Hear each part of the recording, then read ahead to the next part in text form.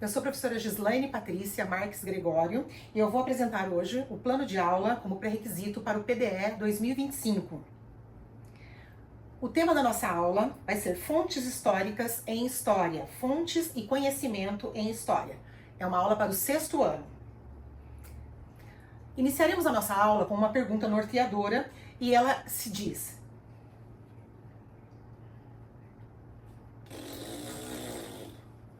Vou começar tudo de novo.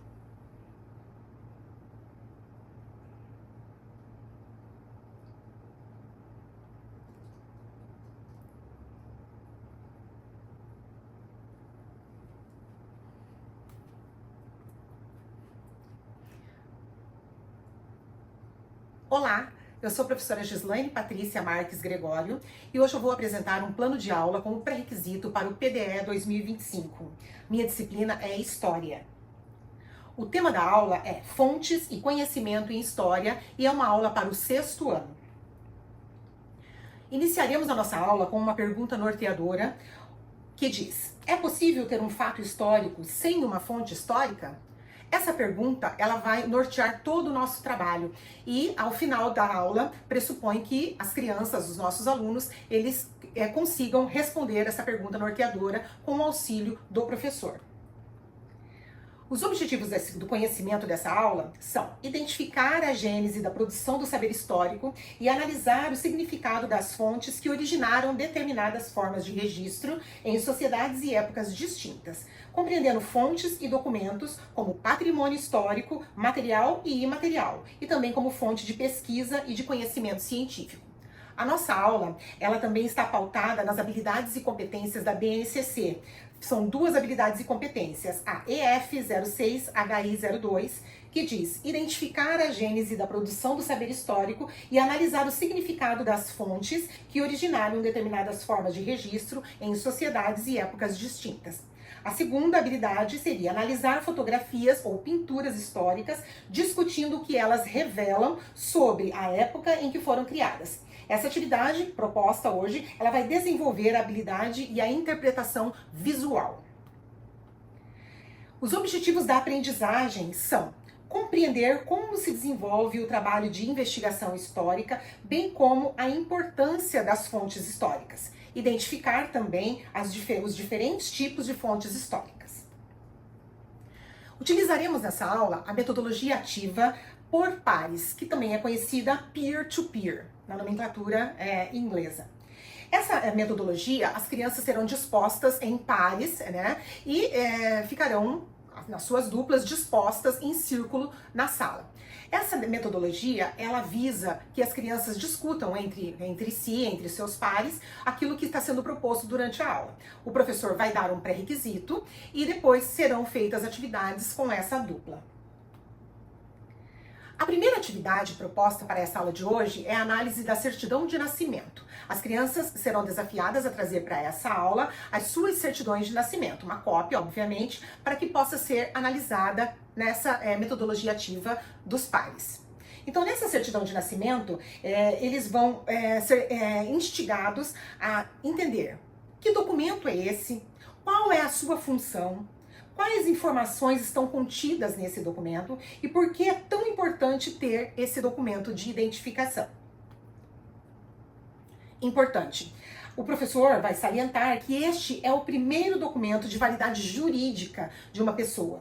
Comprova a sua existência, a sua idade, a sua nacionalidade, que é onde o indivíduo nasceu, né? O país onde ele nasceu, a naturalidade, em qual cidade ele nasceu, o nome dos seus pais, além de outras informações. Sem esse registro importante, o indivíduo fica impedido de exercer os seus direitos civis, políticos, econômicos e sociais.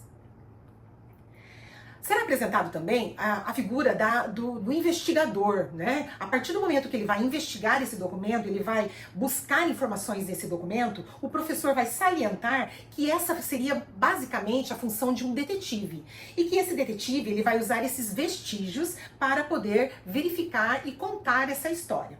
Então, essa conotação do detetive, ele vem por uma forma figurativa, mas para fazer com que a criança entenda que o historiador, ele tem essa função, ele é o investigador e ele vai, através desses vestígios, escrever a história.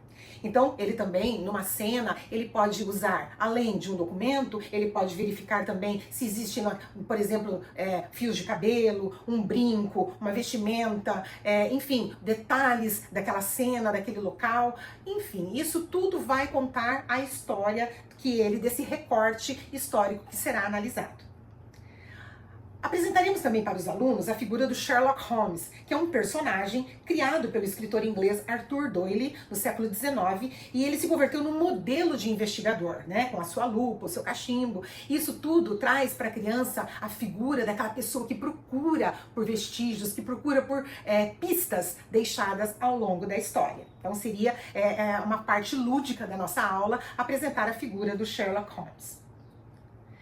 O primeiro desafio da dupla vai ser refletir sobre o trabalho do historiador com o seu colega, né? Então, quem é essa figura? Quem é esse historiador? E daí, a partir disso, verificar quais vestígios do passado podem ser investigados por um historiador. Que vestígios são esses? Aí, a partir disso, os alunos vão discutir com seu par e inicia aquela discussão onde as duplas apresentarão para toda a turma quais são esses vestígios do passado passíveis de investigação de um historiador. A partir daí, nós entraremos nas fontes históricas. E falamos que essas fontes históricas, todas que eles vão apresentar, né, nas suas duplas para a turma, e vamos chegar à conclusão de que as fontes históricas são aquelas coisas que contam o passado, as pistas, os vestígios. Aí o professor vai entrar e vai explicar dizendo que as fontes históricas elas podem ser testemunhos orais, ou também evidências, como documentos, artefatos, roupas, fotografias, vídeos, que são produzidos por diversos e diferentes povos. Então isso tudo, essa conclusão, o professor vai mediar e fazer com que todos cheguem a essa conclusão das fontes históricas. Esse historiador, o investigador dessas fontes históricas, ele vai perceber que esses vestígios permitem conhecer o passado, e é por meio delas que serão realizadas essas pesquisas históricas. Trazemos para os alunos também a imagem das pinturas rupestres, que isso daqui seria uma pintura que conta a história dos povos primitivos, dos povos da pré-história, onde eles registravam no interior de suas cavernas cenas do seu cotidiano. Então, a partir disso, observando essa figura rupestre, essa imagem rupestre que são deixadas dentro das cavernas, e temos muitos exemplares até mesmo no Brasil, os alunos vão perceber que a história pode ser contada através de desenhos. E isso tudo vai trazer para eles também a importância dos vestígios, que não é somente um documento escrito, mas pode ser um desenho, pode ser uma fala, e essa imagem, a pintura rupestre, vai ilustrar bem isso. Trouxemos também a imagem de Jules Michelet, que é um historiador da Revolução Francesa, para também mostrar aos alunos que historiadores existem em todos os tempos, né? Que são pessoas que estão contando a história viva, ela vai sendo contada através das pessoas e de seus tempos. A partir desse momento, nós vamos diferenciar as fontes históricas escritas e as fontes históricas não escritas. Então, olha lá, as fontes históricas escritas são aquelas que são obtidas por meio de documentos escritos, registros de livros, jornais, revistas, artefatos, monumentos e etc. E esse exemplo que nós trazemos é a carta de Pero Vaz de Caminha, que foi encaminhada ao rei Dom Manuel em 1500, contando como que eram as terras recém-descobertas. Então, isso é um exemplo de fonte material escrita. Vamos diferenciar também o que é uma fonte material de uma imaterial. Fonte material são aquelas palpáveis, tangíveis, que podem ser pegas pelas mãos. As imateriais são aquelas que têm uma conotação de fala, onde são contadas as histórias, as tradições, através da oralidade. Então, diferenciar o que é material, a matéria, daquilo que é contado, falado, né, sentido. Tá? Então, essa diferenciação de fonte material e imaterial, e também onde nós estamos nas fontes escritas e não escritas. A atividade em dupla que eles farão vai ser analisar a carta de Pero Vaz de Caminha e citar um outro exemplo de fonte de material escrito.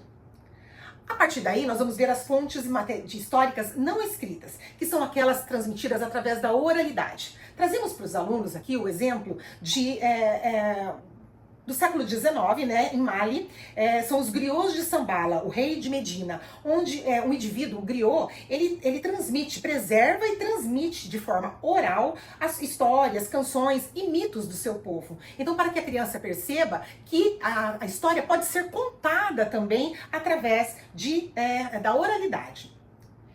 Essas fontes históricas não escritas, arqueológicas também, elas podem ser materiais e podem ser para contar todo aquele conhecimento do passado, especialmente a sociedade sem escrita. A gente pode dizer para os alunos que também através de uma cerâmica, de uma pintura, isso tudo também são fontes não escritas, certo?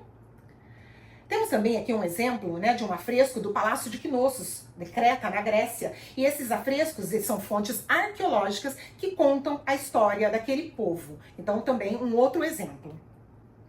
A atividade em dupla, que será dada para os alunos, é para diferenciar, então, a fonte escrita da não escrita. E também responder a nossa pergunta norteadora inicial, que se é possível ter um fato histórico sem uma fonte histórica. É aí que nós vamos retomar a nossa pergunta norteadora para que ele responda se é possível ou não ter um fato histórico sem uma fonte histórica. E também eles vão entender por que nós iniciamos a nossa aula com a nossa certidão de nascimento. Vamos fazer também uma retomada, onde tudo aquilo que foi trabalhado vai ser relembrado através quem são as fontes históricas, escritas, não escritas, as fontes materiais, não materiais, arqueológicas e a importância da certidão de nascimento. Isso tudo na nossa retomada. Aqui estão as nossas referências na nossa aula de hoje. Muito obrigada.